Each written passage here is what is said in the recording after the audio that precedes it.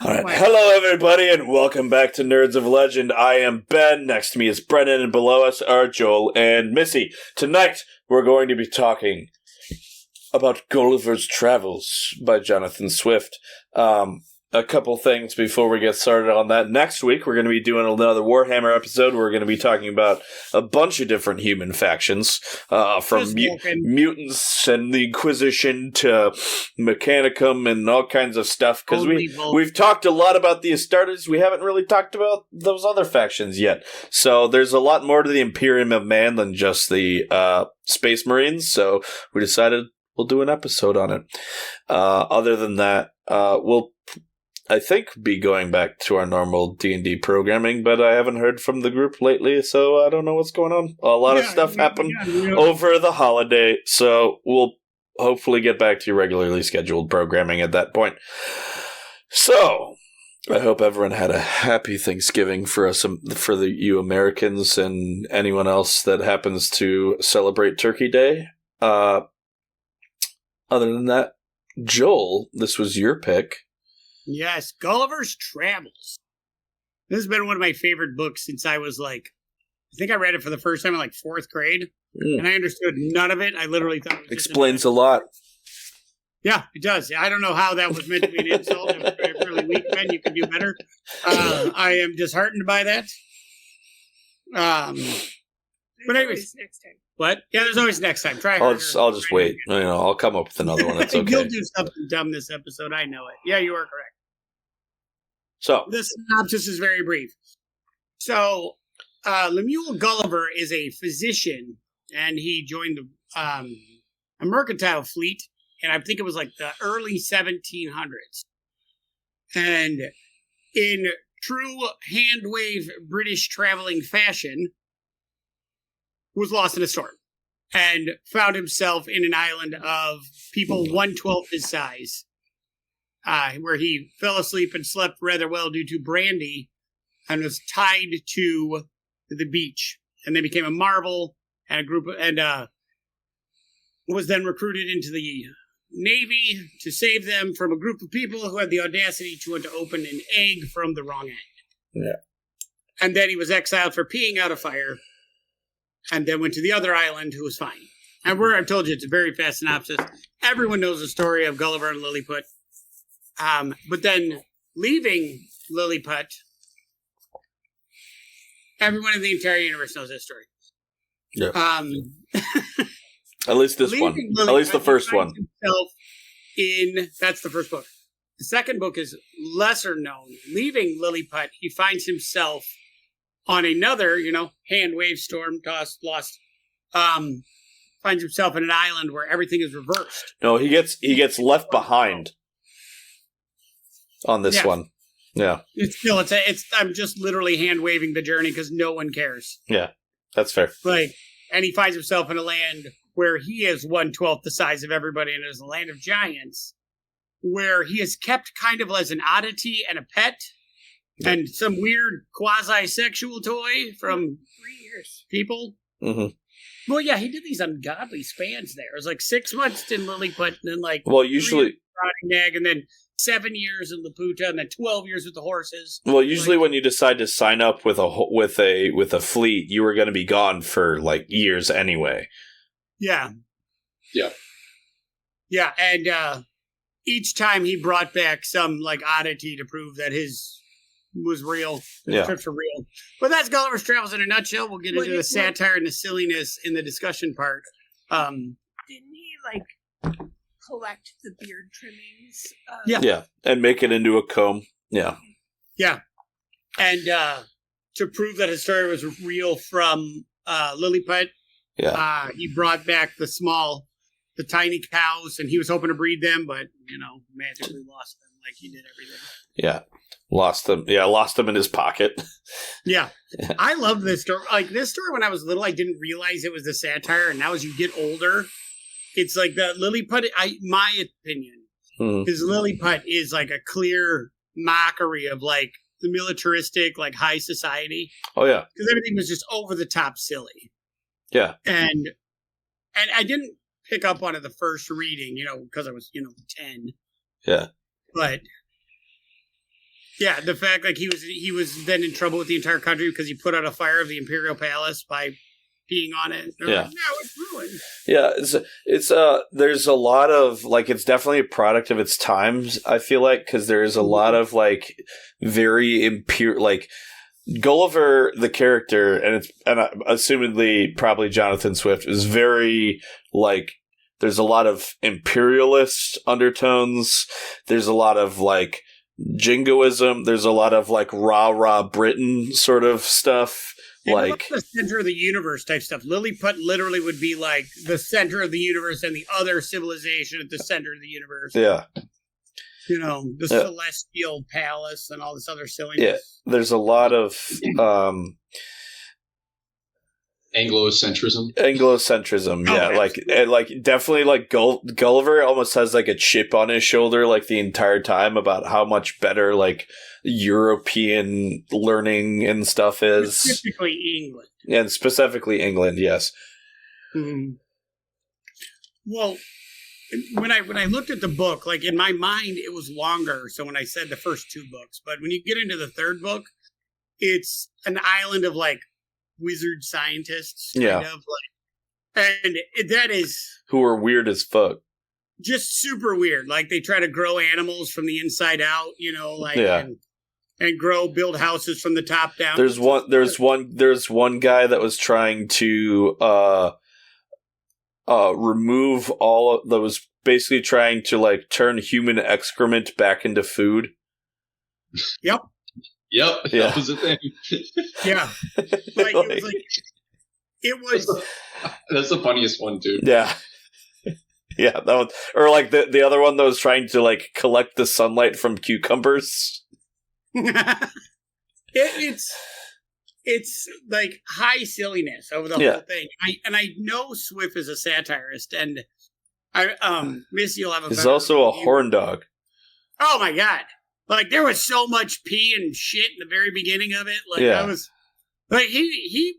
When you told me, and I didn't really remember it the very first time I read it, and then I'm going back over it again, I'm like, oh my god. Even though I will now and forevermore refer to taking a dump as discharging myself of my burden. Because that's... Or making my water in the morning. That would have been fine if it wasn't for, George R.R. Martin just like beat and make water into the ground. Mm.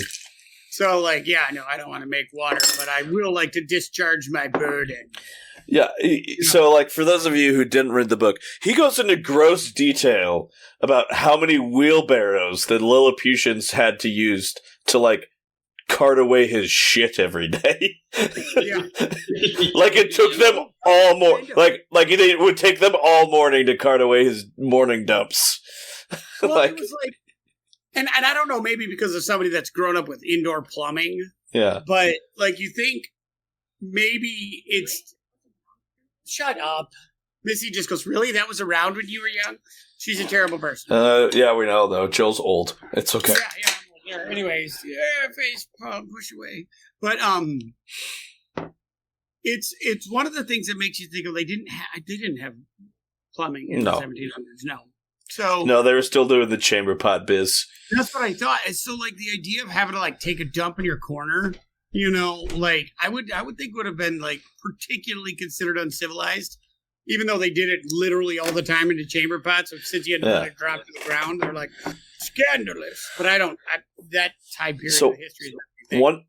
One thing that bothered me about these books with the 1/12 scale is like he is very inconsistent with the scale throughout both parts. Yeah, because they were 6 inches tall. They were 6 inches tall, so like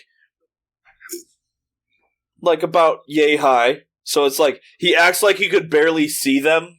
Like and then he acts like you can't like there's sometimes where it's like 2 feet. They're like made something that's like 2 feet long, and so that would be like so it's like like a 16-foot long board. Like we work with that. Like we've like. Those aren't that crazy of a thing, They're like 20-foot long boards and stuff. It gets even worse during the part with the giants because it's like there's times where he's like, they act like he's like, even for someone like, if I was carting around a dollhouse for something that was like 6 inches tall to me, then they had to make it smaller. Yeah, like there's a lot of scale problems that happen in these books that like kept bringing me out of it. Like, what's really interesting is the cartoon adaptations or the old film adaptations. They go more with the difficulty in seeing the Lilliputians, more so than the accurate scale. So you'll see a lot of the time they'll portray them as even smaller than their. Yeah, they're like an inch tall. They're like this big. Yeah, they'll describe them as or it'll vary, but in most visual descriptions, they're even smaller. They're like 3 to 4 inches. Yeah, that's a big. Which that's like the thing with like the giants is like they act like Gulliver's like a mouse to them, but like 6 inches, like if someone's 6 feet tall and you're 40 feet tall, that would be like a baby. The dwarf was in there, and he was supposed to be 45 feet tall, and they were right, the tallest thing anybody's seen. Yeah, like 30. Yeah, the dwarf's supposed to be 30 feet tall. So he's like, honestly, if you think about scale, Brobdingnag is massive. Yeah, like it is like. In Dungeons & Dragons, like a huge giant is like 35 feet tall. Yeah. These guys are like easily 100 feet tall. Yeah, but then he continuously talks about things like it kept bringing me out. It pissed me off. I was like, do some math, Jonathan Swift. Like you fucked. Like you're supposed to be a 12th the size of these giants, and like you're saying that their forks were as big as you are. Like you're not gonna seem that tiny to them. Like, come on, man. Like, are you the size of a mouse, or are you the size of a Fitzy?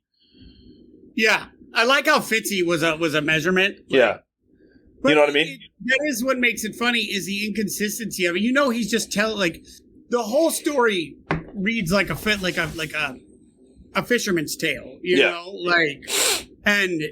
It's like, I was this tall, this tall. Because, like, he's supposed to be tiny, but then isn't there a part in the story where, like, the maids are, like, bouncing him on their nipples? He's, like, balanced on her nipple. I was like, so how big are you? He's got a lot going on. Yeah. Like, that's a hell of a nipple if you can put a 6-inch person on it and be like, now jump, little man. Yeah. Like, it's just weird. Yeah. But... It's also strange how repugnant the women were described to him, like from his perspective, like Gulliver was absolutely repulsed by these ladies. Yeah, because every blemish was magnified by 12 or whatever. Like every the same as the Lilliputians being like absolutely perfect, and their silks being look like little soft and look like little China dolls to him or whatever. Yeah. I guess perhaps they were just as ugly, but he couldn't tell because of how tiny they were. Yeah. I mean, like, you think about it, when you zoom in, like, when you use a magnifying glass on your skin or anything, it suddenly becomes a lot less smooth. Yeah. Like... Yeah, it was interesting. Like, that's the thing that kept bringing me out, though, because he was, like, very inconsistent with his scale. Like... Gulliver comes across. Now, this is again looking back. Unreliable narrator, Well, that's like you look back at the years of like hundreds of years of like our knowledge ahead of his. It seems silly now. Like everything, it seems like silly. The things that he talks about, and the things that they do. You're like, well, that doesn't make any sense because we would never do that stuff now. You know, like the idea of like I don't know. Like, it just seemed very silly. The part where he had a snuff box, I'm pretty sure he had a pouch of cocaine. When, like, we found white powder in there, I'm like, pretty sure that's coke. Yeah. They had coke in They had something. I mean, snuff was, like, basically particleized tobacco that you'd, like, sniff like you do cocaine. I thought they said that he had a white powder in a little receptacle. He was also a ship's doctor, so... Yeah. Cocaine! For days. So he probably had coke. Yeah. The Scarlet Pimpernel, if you ever read it, like, he uses stuff all the time in that. Yeah. Yeah. Sherlock Holmes used opiates and stuff. Yeah. Sherlock Holmes was a wild drug user. Like, it's weird when you... Because when you think of Sherlock Holmes, you think of just the guy with the pipe that solves any crime from, like, just first time he lights the pipe, the crime's solved by the time he's... Well, then you find out that, like, every Sherlock Holmes story is, like, when, like, Holmes finally comes down between benders, like, decides to take a case. Yeah, Watson will show up to his house at like 3 p.m. and he'll be in his bathrobe shooting pillows. Like, what are you doing? Yeah. Playing his violin. Yeah, I mean that was what 150 years, give or take, after this. Yeah. But I mean, so you're like. I know. I'm looking at it from a modern lens, not a. Yeah, that's where I lack the understanding. Is I don't understand the historical. Like, I can appreciate the silliness of the motivations of the war, and the over the top pageantry of the court in Lilliput, and kind of like the secret, like, perversions in Brobdingnag of where they're like, but they don't talk about what they, have this thing play with our boobies and stuff. And it's like, you could tell, like, some of those are, supposed to be scandalous for the current behavior, but some of those I was like, some of these I was like, oh my god, Jonathan Swift had a lot of fetishes. I mean, is that what he said, or did you say? I'm reading between the lines. He at least had a piss fetish, from what I could tell. Yeah. No. Or maybe he just thought way too much about the logistics of toiletry. Yeah, right. Well, the thing is like, so if you, like, this is the age of enlightenment, right? It's the start of, like, high thought. So like, but it's also like it's satire, right? And so but if you read a lot of lists, like, some of them, like, really did have bathroom, like, humor. Yeah. Yeah. It's like the fart joke, or like, whatever. Yeah, there's a lot of, like, ribaldry sort of, like, toilet humor stuff going on. Like, that was like, there's certain times during the books where I was like, wait a second, what did he just say? I really go ahead. Well, so like I just looked up when the age, like, the literature, right? So the Age of Enlightenment starts around 1685. This was published early, like 1715, roughly, give or take, right?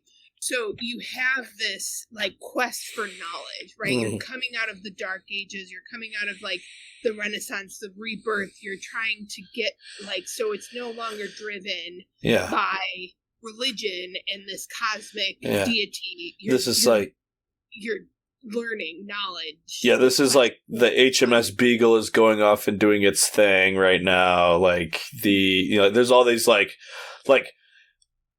it's like he discovered this thing. Is like, even his, like, there's like a foreword for the book where he talks about, like, I wasn't even gonna, like, write this down until somebody told me to, because, like, there's so many travelers novels out there, like, there's so many, like, apparently I didn't know this was a thing, but apparently like the big, like, in vogue, like, sort of, like, literature at the time was, like, travelers, like, writing about, like, them finding their stuff. Like, I think it said, like, 7 years or so after Robinson Crusoe. Yeah. Right. So it's a play on that. It's mocking that, right? That sort of adventure, discovery. Yeah. And so he's going off and finding, these little people and living this life, and then he's like, he comes back and his wife is like, oh, you can't leave, or I'm never going to leave again, or whatever it was. Yeah. And then he's like, okay, like, that took me 6 months. Does it 3 more times. For, like, decades at a time. I know. And all I kept thinking was, like, his poor wife. But then on the other hand, I was like, his wife was probably like, go for it. Like, she's pregnant. Especially, well, because he, like, sets her up, like, like, financially, and then he, like, bounces. So she's like, I don't have to deal with this fucker. Like, it's fine. I got servants. Right? After the first book, I think he said something like, "Oh, I left her with 1,500 pounds." Right? The average, salary, or he also referenced having 30 pounds a year. Right? Yeah, so yeah. it's not that's 1,500 pounds is a shitload of money. She's set for life. Yeah. Right?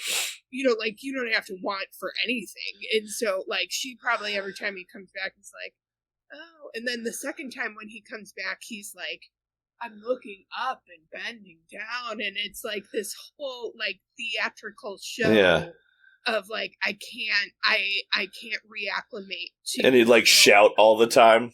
Mm-hmm. Because he'd have to shout all the time. Speak really loudly so that the giants could hear me. But... Yeah. I mean, it was fun, right? You can see why it would be, fun and popular at the time. It was different. It didn't take itself too seriously in a time where everything was starting to take itself seriously. Right. And you have, I forget when, I think it's around this is a little bit earlier. I don't know. Let me come back to that. You guys can go for it. Yeah. No, you were on a good... There's also the point where he tries to teach, the king of the giants about gunpowder, and he's horrified. The king's horrified. He's like, if you ever bring this up again, I will step on you. Why was he bothered by it? Because he's he treats the king of the giants the same way that he treats the Lilliputians, and the Lilliputians are all about his ideas about siege warfare and gunpowder and stuff, and guns and shit. And then he goes to the king of the giants, and the king of the giants is like, why would I want that? There's no war. There's no war here. Why would the fuck would I want that? If you tell anybody about that, I will squish you. Yeah, that was more about the Brobdingnag was more about the they're basically about people it was more about the social aspect of the whole thing. Yeah. They're sort of very much the military industrial kind of situation. Yeah. Brobdingnag is it's an empire that's so big that they have no fear of any outside invasion. So big that they have no fear of Ben, well done. That was the one check of power that I had noticed in the story. Missy had mentioned Robinson Crusoe. Yeah. And in that book, he teaches Friday how to use the muskets and then turns and uses them on his tribe of cannibals. Yeah. So there's this idea of replacement of ideology, replacement of technology, religion, everything. We're going to reform you with Pax Britannica.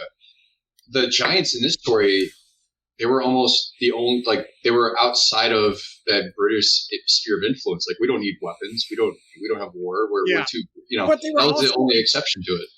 But correct me if I'm wrong, were they not extremely isolated? Didn't they have impassable cliffs on one side and the ocean on the other? And no, so they find this. So they just landed on this island randomly, and they're he decides to go on a jaunt, and he comes back to the shore, and he sees his fellow shipmates just paddling furiously away as this giant dude is following them, and they get away. They leave him behind because he went away from the group. So he gets, so the first time he's the first book he's shipwrecked. The second book he's left behind. The third book he's huh?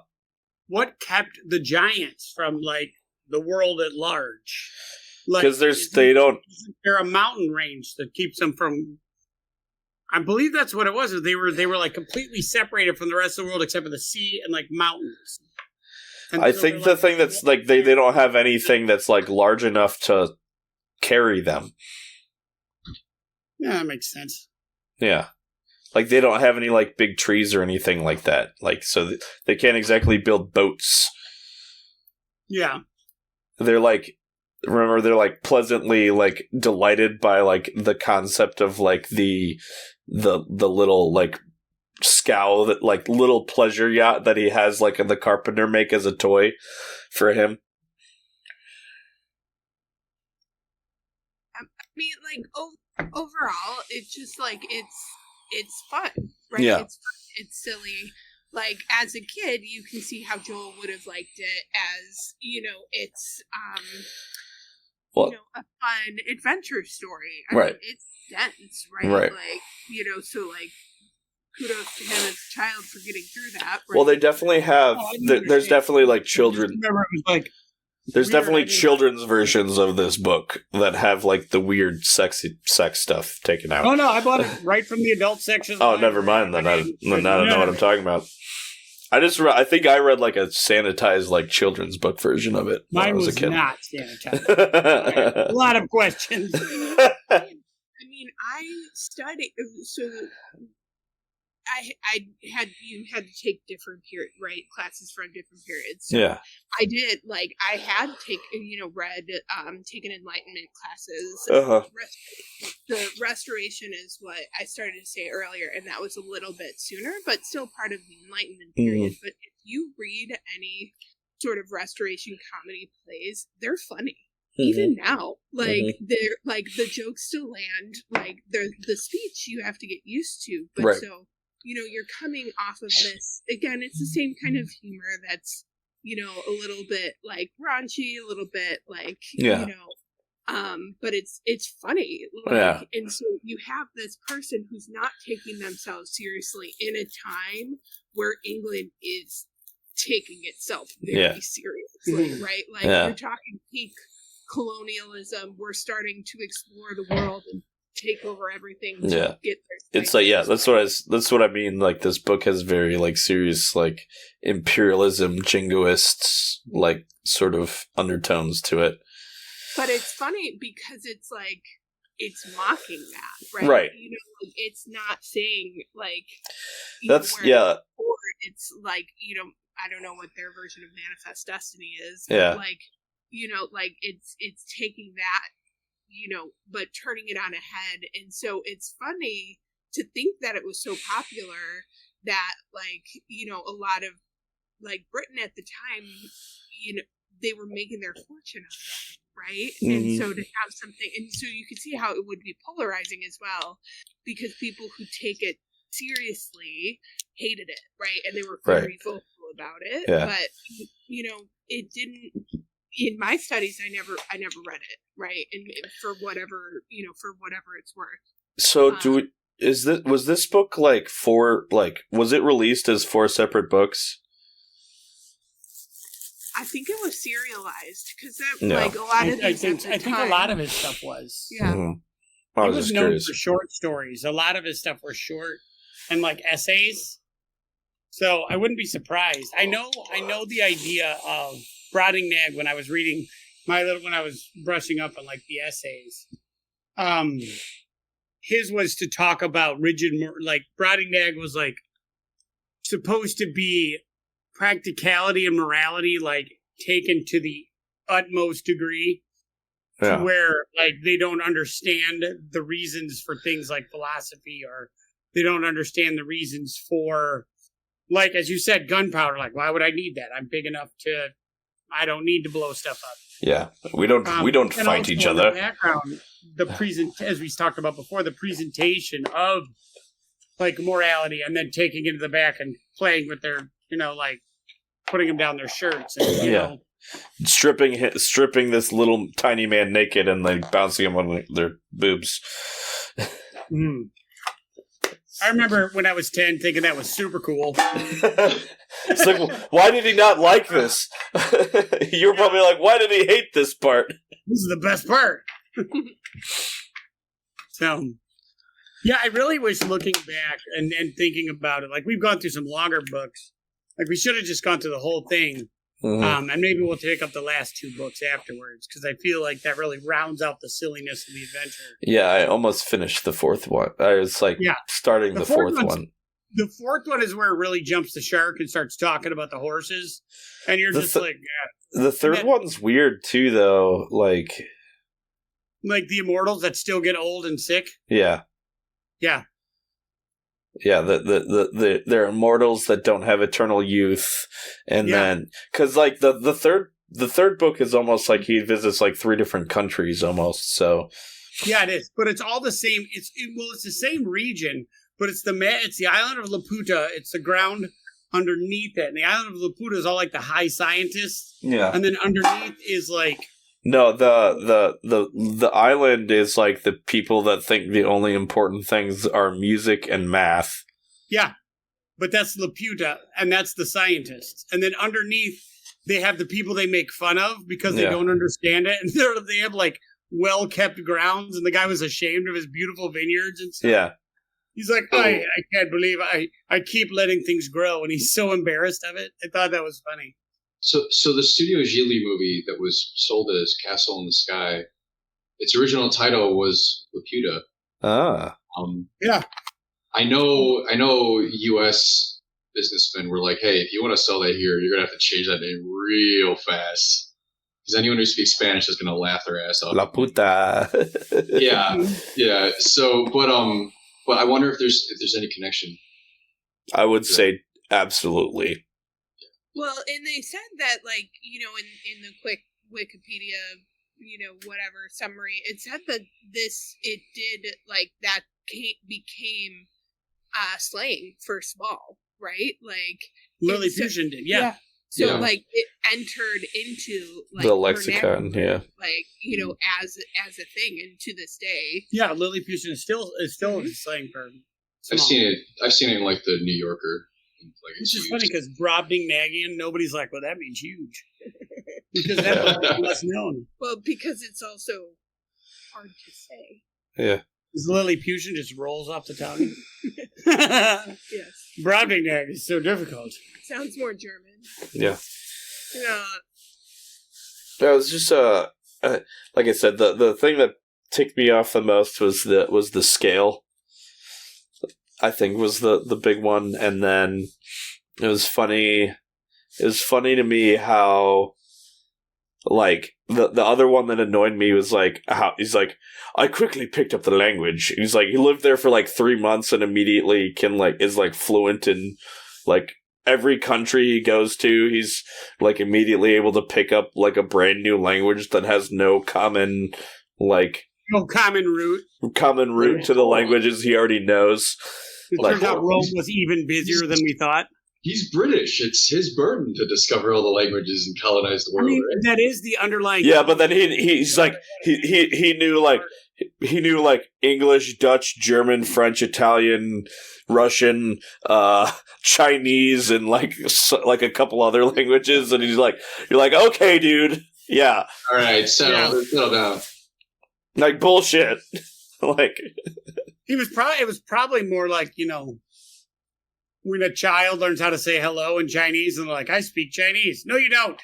Yeah. You could say, how are you and where's the bathroom? Shut up. No, but he's like immediately like ingratiate, like it's like that. The other one was like he's immediately like invited to like the royal palace and like treated as like some like an ambassador, like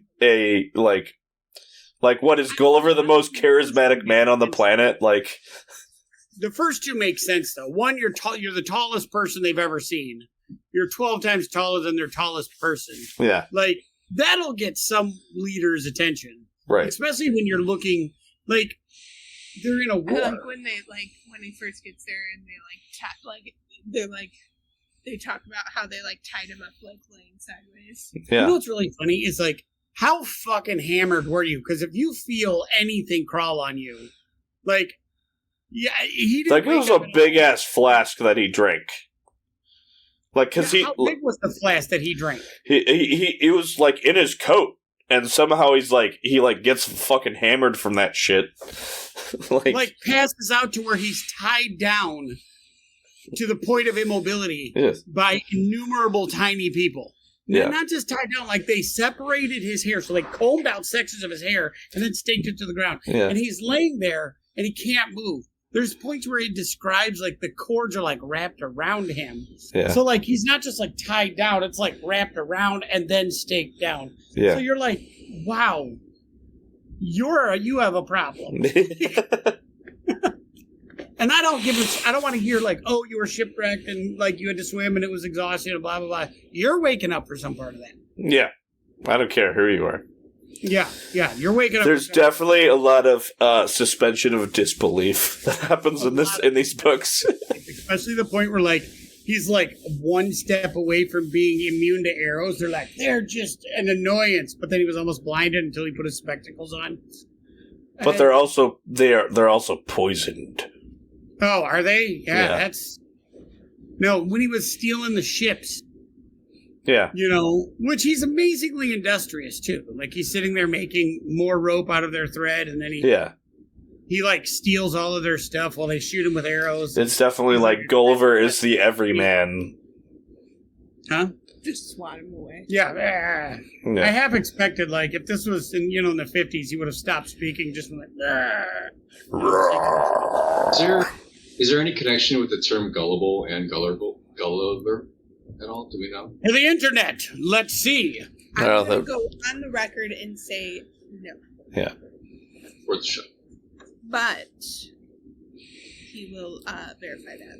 Mm-hmm. Unrelated to anything at hand, weren't you going to shave your beard?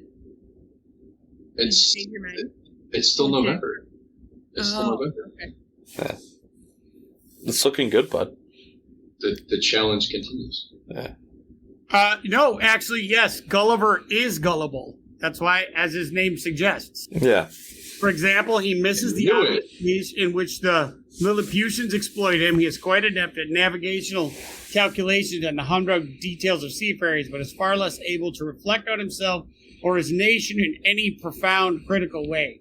Wow, that little paragraph just shows we did not understand anything of this story. Yeah. So we've missed the whole boat. Yeah, we're supposed to be like, Gulliver thinks England's the best, but it's not. Well, no. Well, that's the thing, though. Like, I think in sharp contrast to Robinson Crusoe. I mean, that's the way I thought about it. Is they both can come from a perspective of thinking England is top or whatever. But if you think about it, all of Gulliver's attempts to sort of colonize everything or approach with that mentality are met with, I guess, relative abject failure. Yeah, every time he thinks he's like, I can like be like, every time he like tries to like impress himself upon the natives, he gets like, they're like, yeah. You idiot.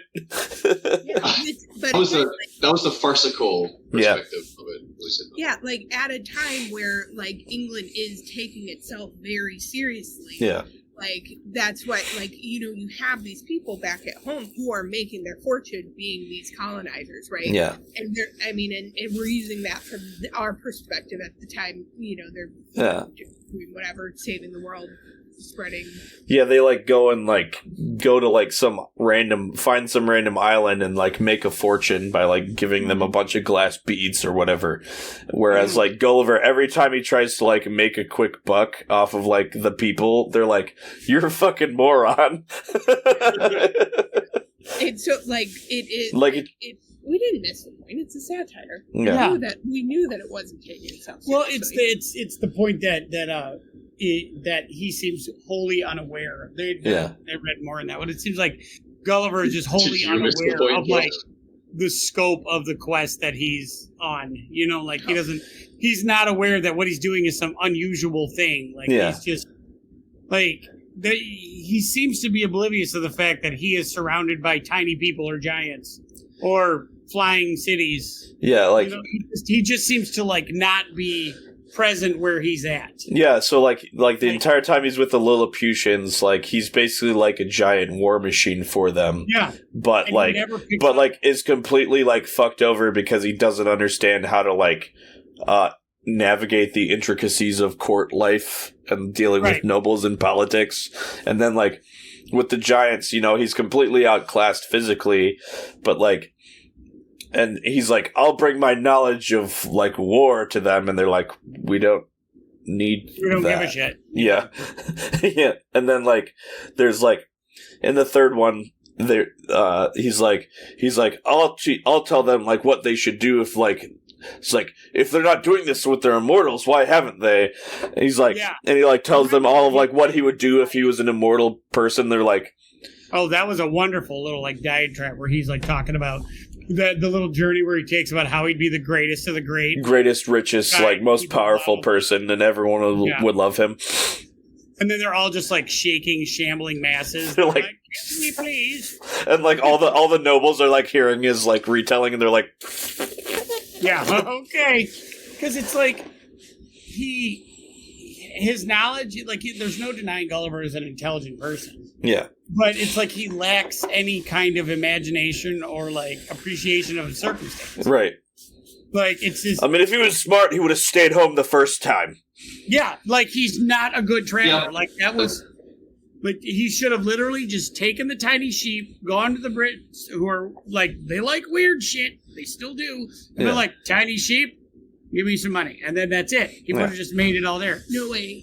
What they would have done is been like tiny sheep, where they come from, kill it all. Yeah. Whatever. He still has tiny sheep to show off. Like that's fine. Like, yeah, and then he would have made his money. Yeah, he would have made money, and the Lilliputians suck anyway. So, like, literally in no possible way could Gulliver draw a map on where he got there, because again, they hand waved the whole thing on how to get there. Storm, and then what happened? I got hammered up.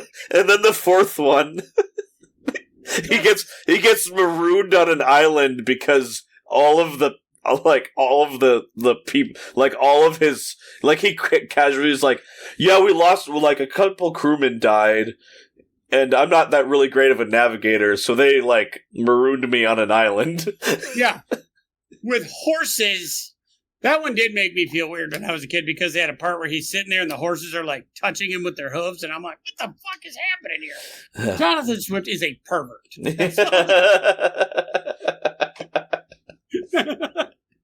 James Joyce is a pervert. I think he's just interesting. Do we know that one who's obsessed with like piss? he did. All right, so James Joyce, like urine soaked, like middle, like James Joyce had letter correspondence with, I think it was his wife. And he really liked farts. He described how wonderful the sounds of her farts were. Yeah, we'll leave it at that. Yeah. That is the sign. That is true love, and what you guys should be striving. Well, Napoleon wrote a love letter to Josephine, telling her he's returning back from the war and not to wash her nethers until he gets back. Oh, gross! Oh my god! I mean, like, you think that's like a couple month journey over the seas? You know, like you're. I mean, you know, the French weren't perfect. They invaded Russia with canned food and didn't have can openers. Yeah. You have to like bayonet the cans and shoot them open and stuff. So also no winter uniforms, but that's just a small contrivance. Yeah, God knows Russia doesn't have any climate differences, so it's all good. Yeah, because I just watched the Napoleon movie. How long did like Napoleon camp out in Moscow until he decided to march on St. Petersburg? Because it sounds like it was a little. I was asking Brennan because he would probably know, but if nobody knows, it's fine. I think it was similar to Barbarossa, where we've absolutely deviated now. We're now in military time of year, like the beginning of the foray is what really doomed them. Yeah. Anyway, whose pick is it now? I think we've gone through all of this. So whose pick is it? Mine. Yeah, I was going to say I think it's Missy's. Yeah. Well, we're gonna read Stuff by the Were Turkey. No. Any last thoughts on Gulliver's Travels? No, I don't have anything. Like it's fun. Everybody should like at least. It's very like pop culture. Like I feel like there's like still pop culture relevance to it. It's definitely worth a check out. I think it's a book that everybody should read at least once. Maybe not deep dive into it, but like read it once. Mm-hmm. You know, and at least part one. Part one is yeah. I wish I had that's just weird. Yeah. If I had the historical context of how the story was received, I think it's the one thing I'm missing because like Swift, for example, when he famously wrote that we could solve the problem of all of the A Modest Proposal by eating. A Modest Proposal. We could solve the problem of all the unwashed, uneducated Irish by just consuming them in pies. Then everyone was livid, So I wonder if his satire was lost in Gulliver, or maybe it wasn't considered as serious. I think, like, isn't he considered one of the first? Yeah, satires. Yeah. Yeah, I think it was received really well, but it, like 75-25, right? Like, you know, there was, like, while it was popular and, like, people, it was talked about, there were some people who also disliked it, right? But yeah, he pissed some people off with the books. Yeah. There's always a few, because it was very like I could tell there were times where he was just taking like direct pot shots at like nobility or royalty or whatever. Oh yeah, and like he was not subtle with his satire. Like that was Dante, right? Like, yeah, fuck you, you're in hell. You're in hell. You don't like my books, you're in hell. You know. Yeah. Yeah. Yeah, it was good. It was good. It was a lot of fun. I still have to finish the fourth one, but I only had to read the first two, so it works out. Extra credit, Ben, over here. I did. Well, I am like maybe an hour into the third one. Yeah. But I didn't finish it. That's when it gets weird. It starts getting really weird in the third and fourth one. Yeah. Okay, so I have options for you guys. Oh. There's going to be 4 options. Oh, fuck. Four different erotic novels. Stuffed by the were turkey. Rammed by the raptor. I'm going to give you like one word things and then like not really going to tell you what the book is. Okay, so option 1 is Blood Prophet. Option 2 is Assassin Nuns. Option 3. Wow, you're making this real hard. Is I think Joel's really hard. It's 4 hours. But one of my favorite books. And option 4 is Book Talk. Book Talk. We already said we're not doing Book Talk again. We're not doing Book Talk again. Remember what happened last time? 5. Fisted by Pharaoh. Yeah. Okay, so we're taking 3. So 1 through 3. Yeah. We have Blood Prophet, Assassin Nuns, 4-Hour Palate Cleanser. That's one of my favorite books. Well, the first movie all of them are good. I like all of them. The first movie I ever saw on Netflix back when they had no library. I saw the Clue movie and then Nude Nuns with Big Guns. It's the second movie I ever saw. So are you hoping that Assassin Nuns is like the prequel? Is that what you're hoping? I'm hoping it's even vaguely oriented in that direction. I don't give a shit what we pick. I just want to know what the titles are now. Yeah, right? I mean, I'm intrigued by Assassin Nuns as well, I'll be honest. You're hoping it's going to be like Sisters of Retribution or something Sisters of Battle. If it's 1/10 accurate to Catholic school. Okay, so that one... I want to know the Book Talk one. Which one that is. Too late. It's too late now, Joel. Far too late to back out now. So that one is called Grave Mercy. And it sounds like a Dresden File book. It's on Everand, and it's YA. You're welcome. Ben, shut up. You like that? I have been tricked. It's not erotica. It is not. 17-year-old Ismay escapes from the brutality of an arranged marriage into the sanctuary of the convent of Saint Mortaine, where the sisters still serve the gods of old. Here she learns that the god of death himself has blessed her with dangerous gifts and a violent destiny. If she chooses to stay at the convent, she will be trained as an assassin and serve as a handmaiden to death. To claim her new life, she must destroy the life of others. Is it by Robin Lefevers? Yep. It's set in 15th century France. She will bang death Yeah, at some point in guaranteed. time. Only she will be able to understand him, No, death is not a character. and she will. If she bangs death, I don't believe you.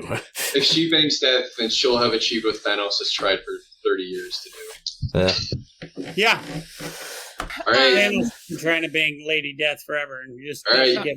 you've wired me. Here we go. All right. All right, Ben, are you excited? The other one could be good. was called Written in Red, and it's by Anne Bishop. Didn't we read an Anne Bishop book? We No, did. did we? No, we did. I think What we was that? did. Pretty sure we did. I don't think so. Pretty sure it was a book talk. No, it wasn't. I think I might have recommended it. Might have before. suggested one. Yeah. Yes, I think that was it, and we didn't do it. And then the third one is The Alchemist. Way to fuck up, Ben, by giving your picks.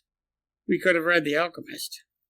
And that one's only like a 4-hour, and it's like, and Jeremy Irons narrates it on Oh, audio. fuck. Damn it, Ben. God damn it. It is the most, Way to bury the lead. I retract my pick. I want fucking The Alchemist with Jeremy Irons. He's my boy. it is just the most, soothing, just a very good. So even if we don't do that, we should do it later. Didn't we? No, I swear we read one because I'm looking at the No, Queen I of Darkness. gave you And, those. was I that the gave one you we read those. Poison Study instead? Yeah, I think so. And then the book talk one, I didn't really. There's a lot of ones. You just said it to upset Ben. Yeah, I knew it was. If you did, I was going to go with Fourth Wing, which is everywhere, but it's 20 hours, and that seemed aggressive. Yeah. So Grave Mercy. All right. Because Great Ben mercy. loves YA, we are back to a 15-year-old girl banging the god The of death. 15-hour book. 15-hour book of her and him licking each other and figuring out their emotional state. All right, all right. There wasn't any sex in it. They fucked half the All right. Relax, Jonathan Swift. No debauchery here. I'm going to go pee on the floor. I'm out. better get the wheelbarrow. I'm gonna go shit in the corner. I'm Fuck going to go this. sit in a corner and feel my shame as I discharge my burden. Which is the only way from now on. I'm going to teach Elizabeth to say that. Oh, her first words. Her first words, I must discharge my burden. That's a nasty child right there. All right. That's been our episode. Thanks everybody for watching. Catch us again Apologize for it. next week for some Warhammer fun, which Joel is about to join our foul cabal. What? Your foul cabal? I don't Are know. we gonna commit some Joel form of- Heresy. Joel Yeah. has heard the opposite. Joel has heard the imperial truth. Compelled to act. Yeah.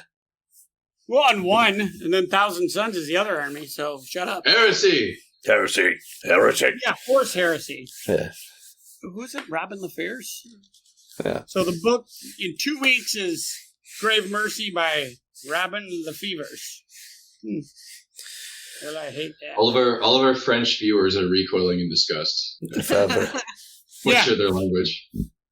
Well, you say it. You're the one that does You the can speaks French. take back if you want to do No, The Alchemist. nope, absolutely not. Let's do them all. What's The Alchemist about? Is it about a teenager banging a guy? I know. I don't care. It's narrated by Jeremy Irons. That's all I needed to know.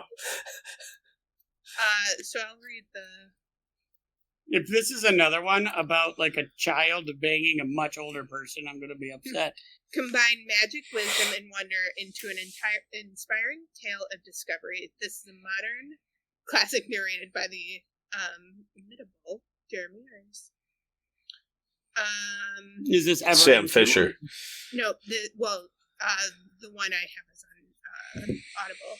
The story, dazzling in its simplicity and wisdom, is about an Andalusian shepherd boy named Santiago who travels from his homeland in Spain to the Egyptian desert in search of treasure buried in the pyramid. Ooh, A man meets a gypsy woman, a man who calls himself king, and an alchemist, all of whom point Santiago into the direction of his... God, you fucked up, Ben. I picked another one. Brendan picked it first. Yeah, I did. I saw none assassins. I am so disappointed in you, Benjamin. It's all your fault, Ben. Not you too, Brendan. And two, Brendan. Brendan. And two. It is on Everand, and it is narrated by Jeremy Irons. It was all... Once again, we are vetoing Ben's shitty pick to read The Alchemist. We're going to do The Alchemist. Never mind. It's only 4 hours. That's fine. That's fine. And then I'll just... Joel and Missy are saving you guys from Ben. I'll just watch a Nude Nuns with Big Guns, and that'll be all the non-assassins. I like how Ben's the one that's like, I want to read The Alchemist, and we're like, God damn it, Ben. By Paul Coelho. Yeah. Is this also YA? No, but she will give us YA alternatives. We're going with this one then. We're going with The Alchemist then. Yeah, let's do Alchemist. I'm sorry, Ben. No YA for you. Long live the king. You have to write your own fan fiction about getting dicked down by death. Isn't that just or maybe living? sheathed or licked, whatever your favorite. Sheathed? Oh no! You know what? You're assuming that he already does. Oh, you do write fan fiction? Is that what it is? I was going to say, to know. You're a pervert. Your prose is approaching Amazon self-published here. So. Yeah. You're supposed to be Benjamin. I hate you all. Thanks everybody for watching. We'll see you again on Thursday or next week sometime. Bye. That's like, or not, these assholes. Or not. No.